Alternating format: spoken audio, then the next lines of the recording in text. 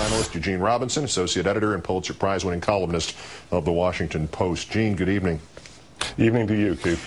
First, let me just acknowledge the obvious. You're a black man, you work in the media, you work specifically at the Washington Post, and the Post reportedly was mentioned in these documents connected with this man, von Brunn. What is your response as somebody who is apparently 3 times an enemy of this man? You know, the flip response is that, well, gee, all I need to do is convert to Judaism now, and I can make it 4 for 4. But seriously, you know that these people are out there, and occasionally you hear from somebody who is spouting just vile rhetoric and is clearly just filled with with anger. Usually, I think it's fortunately non-specific. But so you kind of know that this is out there, and yet when something like this happens, it certainly makes you think about it.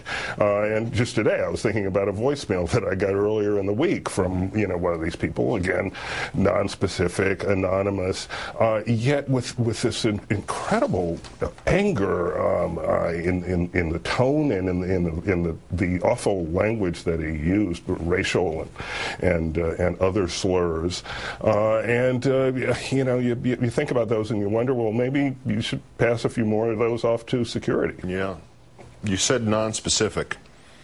In this case, what makes this case leap out is the specificity. This man listed what he called character shapers on his website, and this is not, idiocy or a guy just stringing together obscenities. This is a well-written, kind of coherent roadmap of his education politically. There's a chronicle in here of 6 decades of the American right wing. Have we seen before an explicit indictment of the extreme right provided by somebody who took that sort of final fatal step on its behalf? Not that I can recall, actually, and not one that is, as you said, as well written. These guys tend not to be that coherent in terms of putting their ideology, such as it is, down on paper. But von Brunn was, and nobody would claim that he was a mainstream Republican who would show up at the convention or something like that, or work precincts for a candidate.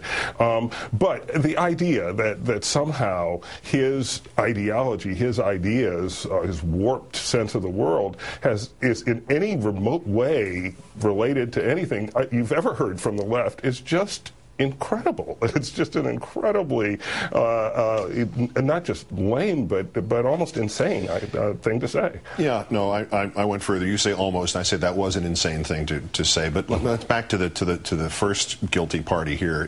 What von Brunn seemed to have picked up, not so much the political positions, pro-guns or whatever, but the overall tenor.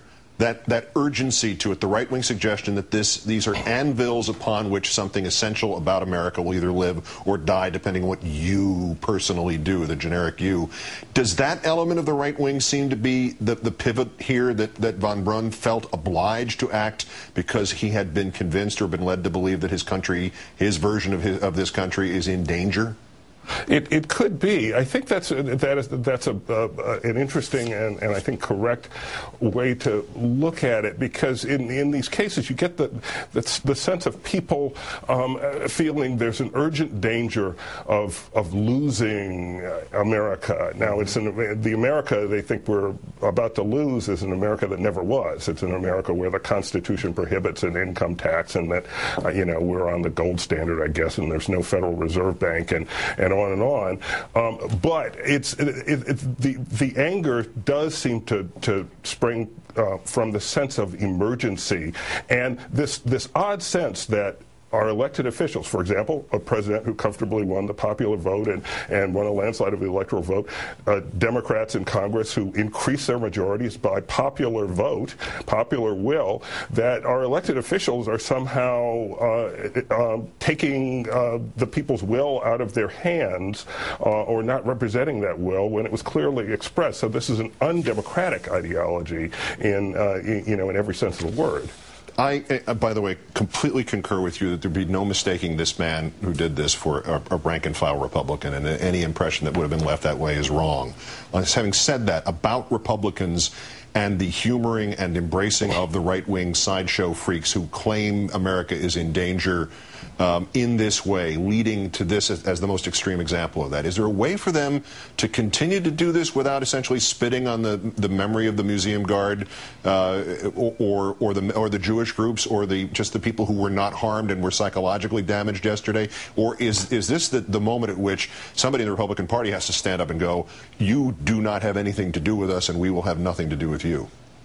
I don't think it'll happen quite that way. What I hope is that they reflect on how this happened, on as far as we know what happened, and reflect on the power of words and how they are used and what influence they have.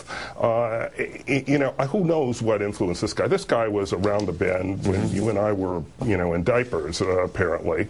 But I worry about others out there who are listening to, on the radio over and over. They're coming to take your guns. They're going to destroy the country. I worry about what impact this may be having on the next lone wolf who's not yet begun to howl.